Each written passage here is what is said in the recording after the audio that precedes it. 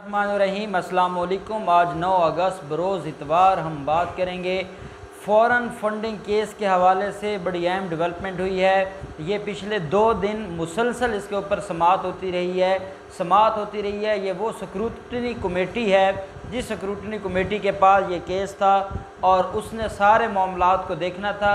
सारी जमातों के जो बाहर से पैसा आता है, जो उनको फ़ंड्स आते हैं, उनके वर्कर्स फ़ंड्स भेजते हैं, उनका जो जितना भी फाइनेंस का मामलात हैं, फाइनेंस के मैटर्स हैं, वो सारे के सारे इलेक्शन कमीशन की स्क्रूटनी कमेटी ने देखने थे। और उस हवाले से 2 दिन मुसलसल इसके ऊपर हेयरिंग्स होती रही हैं, समाअत होती रही है।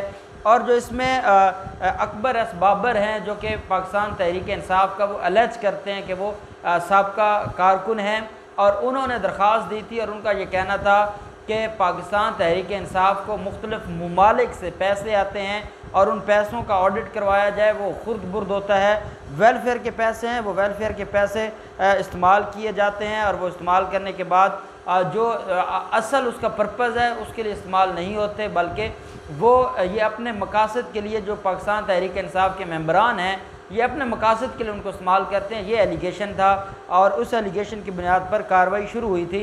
लेकिन जब ये कार्रवाई शुरू होती है तो ये ना सिर्फ पाकिस्तान तहरीक इंसाफ का केस रहता है, बल्कि ये मामला आ जाता है पाकिस्तान मुस्लिम लीग नून और पाकिस्तान पीपल्स पार्टी। ये दोनों जमातें भी इस मामले में फंस जाती हैं और वो सारे के सारे मामलात, क्योंकि इन 2 सियासी जमातों को मुख्तलिफ ममालिक की तरफ से फंडिंग्स की जाती थी और ये इनके लिए बड़ा मसला था। पाकिस्तान तहरीक इंसाफ को फ़ंड्स करते थे, जो मुख्तलिफ ममालिक से उनके कारकुनान हैं, वो फ़ंड रेजिंग करते थे और वो फ़ंड रेजिंग करने के बाद मुखय्यर हजरात अपने तय वो जमा करवाते थे, अपने तय वो इनका जो रिकॉर्ड था या जो इनको अकाउंट्स थे पाकिस्तान तहरीक इंसाफ के, वहाँ पर जमा करवाए जाते थे।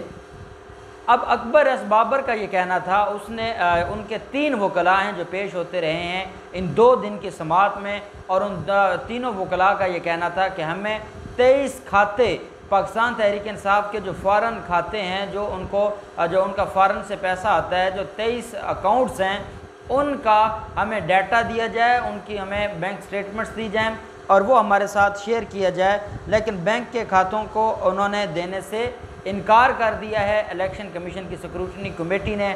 और मैं समझता हूँ यही केस था अकबर एस बाबर का। अकबर एस बाबर ने यह केस इसलिए फ़ाइल किया था, वो ये चाहते थे कि जो पाकिस्तान तहरीक इंसाफ का पैसा लग रहा है, पाकिस्तान तहरीक इंसाफ के ऊपर मुख्तलिफ लोग पैसा लगा रहे हैं, तो ये तब की बात है जब 2014 का धरना होता है और फिर ये 2015 के मामलात को लेकर बैठ जाते हैं। तो तब जो पाकिस्तान पीपल्स पार्टी है या PMLN है, इनको बहुत ज़्यादा परेशानी थी। ये खौफज़दा थे और खौफ की वजह से ये समझते थे कि अब हमारे लिए इमरान खान एक बहुत बड़ी आजमाइश बनकर और हमारे लिए एक इम्तिहान बनकर आ रहा है।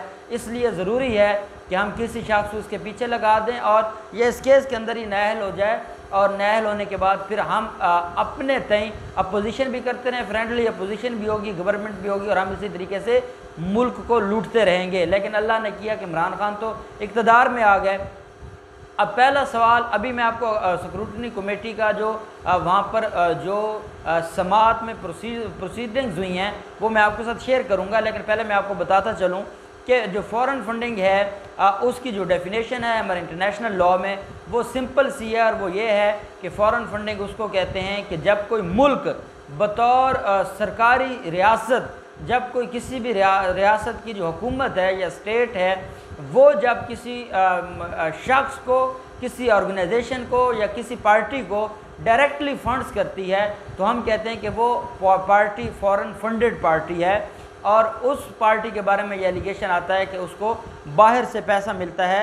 लेकिन जो पार्टी जिसके वर्कर्स हैं, मुझे ये, जब मैंने पहले एक दिन इसके ऊपर बात की थी, जब इस केस की समाअत हुई थी, तो आपको मुझे अमेरिका से भी पाकिस्तान तहरीक इंसाफ के कारकुनान ने कॉल्स की, UK से भी मुझे कॉल्स हैं। फिर उन्होंने मुझे सारा डाटा बताया। एक दोस्त से उन्होंने कहा कि 1994 से वो शौकत खानम के लिए फ़ंड रेजिंग कर रहे हैं, और फिर उसने अपना पूरा प्रोसीजर, मुझे वो पूरे डॉक्यूमेंट्स भेजे कि किस तरीके से वो वहाँ पर कलेक्शन करते हैं, वो कलेक्शन कैसे, जो उनका किसी भी स्टेट का कोई हेड ऑफिस उन्होंने बनाया हुआ है अपना पार्टी का, उनके पास जमा होती है। वो जमा होने के बाद फिर लीगल तरीके से जो टैक्सेस हैं वो पे किए जाते हैं और लीगल तरीके से वो पैसे पाकिस्तान तहरीक इंसाफ के जो मरकज़ी अकाउंट्स है उसमें भिजवाए जाते हैं। और ये कहा गया कि हम लोग एक एक के घर जाके, एक एक दुकान पर जाके लोगों को ये अवेयरनेस दे के कि पाकिस्तान के अंदर कैंसिल के लिए कुछ काम हो रहा है, या जो भी शख्स पाकिस्तान की बेहतरी चाहता है, जब वो सियासी कोई एक्टिविटी है जो ये चाहता है कि पाकिस्तान से ये मुसीबत ख़त्म हो। और मैं ये समझता हूँ कि जैसे पाकिस्तान के अंदर रहने वाले जो पाकिस्तानी हैं, जितना दर्द उनके दिल में पाकिस्तान के लिए, वैसा ही दर्द जो बैरून मुल्क पाकिस्तानी हैं, जो हमारे वो लोग हैं जिनके पास दोहरी शहरियत है, या वो अपने मुख्तलिफ बिज़नेस या जॉब्स के सिलसिला में या पढ़ाई के सिलसिला में बैरून मुल्क रहते हैं, तो उन लोगों के अंदर भी उतना ही दर्द है। और वो लोग अगर पाकिस्तान की बेहतरी के लिए इमरान खान को मसीहा समझते हुए पाकिस्तान का फ़ंड्स करते हैं और वो अपनी मर्ज़ी से करते हैं और लीगल प्रोसेस से करते हैं, तो वो फ़ॉरेन फंडिंग में नहीं आता। और ये जो इनकी दरख्वास्त है ये बिल्कुल बड़ी इसके अंदर कोई इसका सर और पाँव नहीं है। ये सिर्फ़ और सिर्फ, आपको याद होगा फजल रहमान के धरने के बाद इन्होंने एक रहबर कमेटी बनाई थी, जिसको कहते ये रहबर कमेटी थे, बेसिकली वो राजन कमेटी थी। वो गई और उन्होंने इलेक्शन कमीशन में दरख्वास्त दी कि इसको डेली बेसिस पर चलाया जाए। डेली बेसिस पर तो वो ना चल सका, लेकिन ये मामला बढ़ते बढ़ते यहाँ तक पहुँच गया कि वो दरख्वास्त थी सिर्फ पाकिस्तान तहरीक इंसाफ के ख़िलाफ़, लेकिन जब स्क्रूटनी कमेटी ने उसके ऊपर हेयरिंग स्टार्ट की तो उसके अंदर फिर पाकिस्तान पीपल्स पार्टी और PMLN इन दो जमातों को भी शामिल कर लिया और इनसे भी पूछगछ शुरू हो गई। अब इसके अंदर एक और अहम बात है, वो ये है क्योंकि स्क्रूटनी कमेटी को जो इलेक्शन कमीशन है उसका जो बेंच बनाया गया है उसकी तरफ से ये हुक्म जारी किया गया है कि 17 अगस्त तक आप अपनी रिपोर्ट, जो आपकी इंक्वायरी रिपोर्ट है वो आप कंप्लीट करें और 17 अगस्त को वो रिपोर्ट सबमिट करवाएं। अब दिन थोड़े रह गए हैं और स्क्रूटनी कमेटी ने इस मामले को वाइंड अप करना है, इसलिए जब स्क्रूटनी कमेटी के अंदर ये केस की समाअत शुरू होती है और स्क्रूटनी कमेटी के सामने वकला पेश होते हैं, अकबर एस बाबर के भी, पाकिस्तान तहरीक इंसाफ के वकला भी थे, उनकी फाइनेंस की टीम भी थी और बाकी जमातों के लोग भी थे।